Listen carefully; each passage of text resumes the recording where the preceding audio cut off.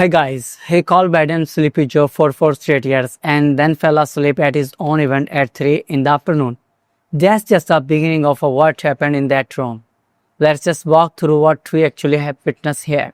A demented Trump stunned an Oval Office full of sycophants. He announced more socialism and then fell asleep at a 3 p.m. event. I know. Sleepy Joe was the problem, right? Here is Donald Trump again announcing that there will be more socialism coming to the United States.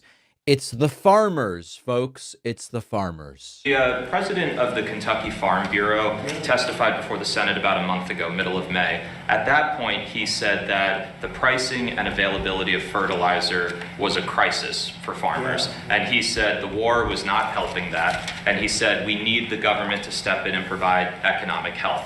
Even if you do make a deal in the next couple of days, that was a month ago that farmers were saying they were in crisis. Do you think there needs to be federal aid specifically for farmers because of the war? No, it's fair. I gave the farmers $28 billion in my first term because they were taken advantage of by China.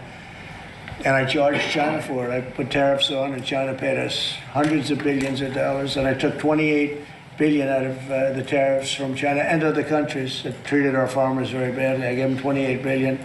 And I'm looking at that, actually. The war is the primary impediment, which is now going to come down from Ukraine. A lot of it comes out of Ukraine and other things, but other places. But no, the farmers have a problem with fertilizer, but that's all coming down now. And your fuel is going to be, I think it's going to be lower than it was 4 or 5 months ago. 4 or 5 months ago, we were doing unbelievable. Remember this, if you look at Biden, his oil prices, without saving our country, saving the world, by going out and saying to Iran, you cannot have a nuclear weapon. If I ask these people about Iran having a nuclear weapon and they're going to have to go through some pain, I mean, I don't think, I hate to really do it because it's a little dangerous. Every one of these people are going to say, you cannot let Iran have a nuclear weapon because they'd use it. You want to see turmoil? You want to see death and destruction? Let Iran have a nuclear weapon. So, but I am looking at doing a form of help because of fertilizer. But Yes, he's looking at doing another farmer bailout.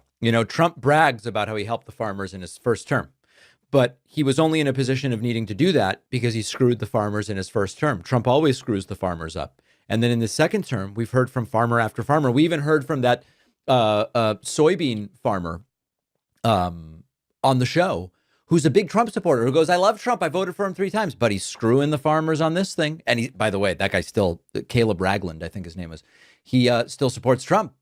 That's another story of cult membership and other stuff. But regardless, he constantly ends up needing to help farmers because he is screwing the farmers. How many times can you screw the farmers and then bail them out before they realize, hey, maybe I shouldn't vote for this guy? Unfortunately, that's it. A lot of them voted for him 3 times, and now he's going to be leaving office in 2 years. Trump then taking the requisite nap during this event. This was at 3 p.m. As you all know, Donald Trump is increasingly holding events only between noon and 5 local time. This was right in the middle of that at 3 p.m., and Trump fell asleep while Doug Burgum was speaking. Risk their lives, they risk their own personal capital to help feed America. They're the farmers of the sea. Just like President Trump's behind our farmers and ranchers, he's behind our fishermen. He's making sure that Trump really struggling to stay awake and sleeping again. Trump is sleeping all the time in public. 3 o'clock. It was Biden who had this uncanny ability to fall asleep anywhere. It was Biden who was sleepy. It was Biden who couldn't keep up with the schedule. And in a one single event, one afternoon in the Oval Office, we got a farmer bailout announcement and an app, a false story about Loster, racially charged comments about an entire community, a contradiction about a major international waterway, and a nuclear deal about apparently doesn't exist. There's a lot to unpack, so let's do it calmly. Start with the farmers. Trump is now considering another bailout for American farmers, the same farmers who are struggling because of his own tariff policies. This is not the first time that has happened. In his first term, he imposed tariffs that devastated farm exports, particularly soybeans, and China responded by filling other suppliers. American farmers lost billions. Trump had then spent $28 billion in taxpayer to compensate them. He called it helping farmers. What it actually was, cleaning up mess that he created. Now what happening there? Tariff go up, farmers costs go up, and now he's talking about another bailout. At some point, the question has to be asked: how many times does the same cycle have to repeat before it stops being called a problem? Then there is a falling asleep moment. 4 years, 4 years, 4 years, for many years.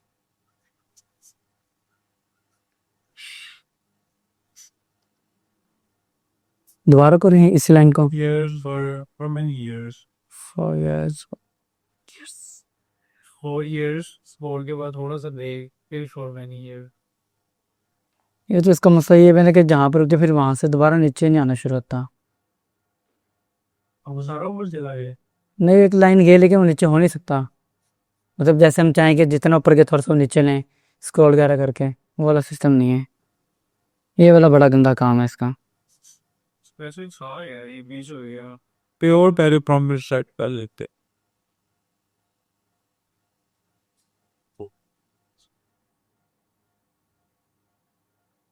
ऐसे करते हैं इसे. 4 years, for many years, they called the Biden as a sleepy joy, and it was one of the most repeated attack lines in a modern political history. And now here's a Trump at 3 in the afternoon, visibly falling asleep, while one of his own cabinet members is speaking at his event. The irony writes itself, and it raises a legitimate question about consistency, not as a personal attack but as a standard. If cognitive sharpness and physical stamina matter in a president, they should matter regardless of which party the president belongs to. The Loso story was simply not accurate. Japan does import it, which actually proves the opposite of what Trump was arguing. It shows American seafood is in demand globally. That's a good thing. Farming it as foreign countries stealing American lobster is just not what's happening. The comments about Somali immigrants in Minnesota, calling an entire community ingrates who ripped out of the system while countering with the guys like me, the real builders of America, is the kind of a language that divides the community, not to build them. Not just the one who look a certain way or come from a certain background. That standard should not be controversial. And then the Iran situation. He said the Strait of Hormuz has been open for months, and then 2 days earlier, he was taking credit for closing it. Both things cannot be true at the same time. And this nuclear deal described as a strong memorandum of understanding that is also a little conceptual is apparently not recognized by either Iran or Israel as existing. He has predicated this deal would be done within weeks, roughly 30 times now. And at some points, words have to be mean something. Promises have to connect to the reality. And a leader has to be held the same standard they apply to everyone else.